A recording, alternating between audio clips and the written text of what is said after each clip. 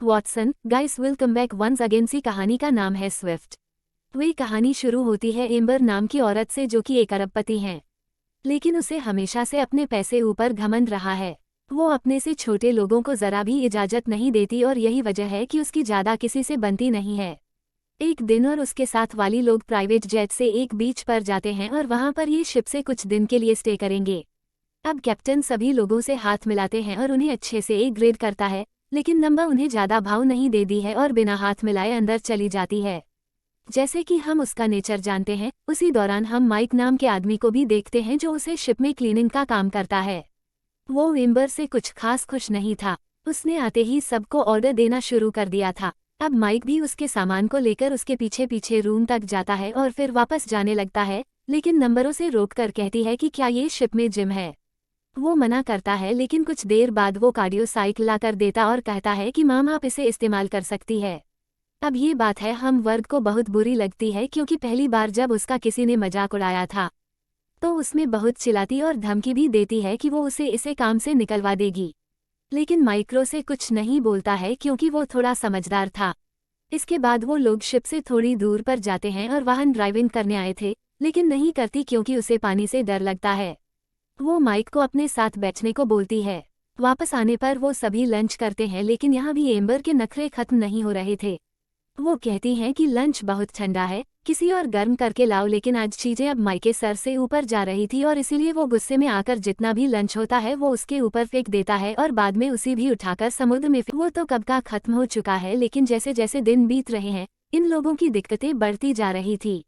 इसी वजह से एक दिन नंबर गुस्से में उठती है और माइक पर ही चिल्लाने लगती है। तभी उसे एक बंदूक मिल जाती है, पर उसे लगता है कि ये किसी तरह की फ्लेयर है, इसलिए वो चलाने लगती है, लेकिन माइक्रो से बताता है कि जो तुम ये समझ रही है वो चीज़ नहीं है।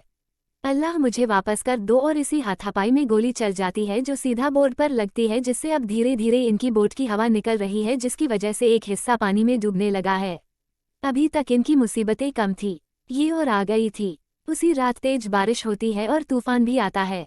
दोनों उस बोर्ड को पकड़कर जैसे तैसे सर्वाइव कर लेते हैं। जब सुबह होती है तो उनकी किस्मत चमक चुकी थी, क्योंकि सामने एक आइलैंड था।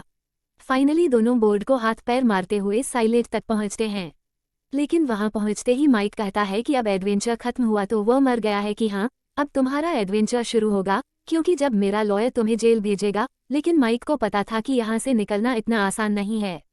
पहले तो उन्हें लगता है कि जरूरी साइलेट पर कोई होगा, लेकिन थोड़ा छानबीन करने के बाद इन्हें पता चलता है कि ये बुरी तरह से एक डेजर्ट आइलैंड पर फंस चुके हैं। नंबर का ऐसा बर्ताव देखकर वो उसे वहीं छोड़कर अपने रास्ते निकल जाता है और कहता है तुम्हें मेरे से ज्यादा दिक्कत है ना, तो आज से हम लोग अपनी अपनी रास्ते निकल जाते हैं। काबू साइलेट पर कुछ हेल्पफुल चीजें ढूंढने लग जाता है, जिससे कि उसका थोड़े दिन तो गुजारा हो जाए। शुरुआत में उसे कुछ नहीं मिलता, लेकिन कुछ ही देर बाद उसे एक झोपड़ी मिल जाती है और कुछ बॉटल्स भी, जो किसी इंसान की देश शायद पहले यहाँ पर वो भी फंसा हो। अब यहाँ उसके रहने का इंतजाम तो हो गया था, इसके बाद उसे अपने खाने का जुगाड़ करना पड़ेगा।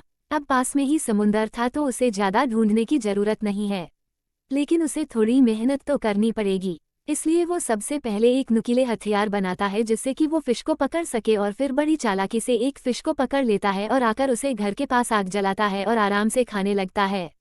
वहीं दूसरी ओर एम्बर ने पूरे आइलैंड का चक्कर लगा लिया था, लेकिन उसे कहीं कुछ दिखाई नहीं दे रहा था।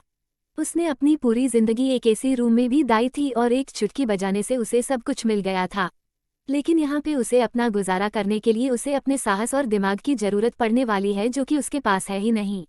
असल में दोस्तों, आपको इस कहानी में दो पहलू देखने को मिलेंगे। ये है कि कैसे ये गरीब आदमी अपनी जरूरतों को पूरा करने के लिए कोशिश करता है।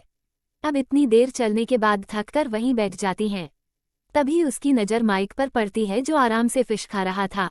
उसे देखकर एम्बर को जलन होने लगती है, लेकिन उसे भूख भी लगी थी, इसलिए अब उसी को छोड़कर माइक से खाने की रिक्वेस्ट करनी होगी, क्योंकि अगर वो ईगो में रही तो भूख ही मारी जाएगी।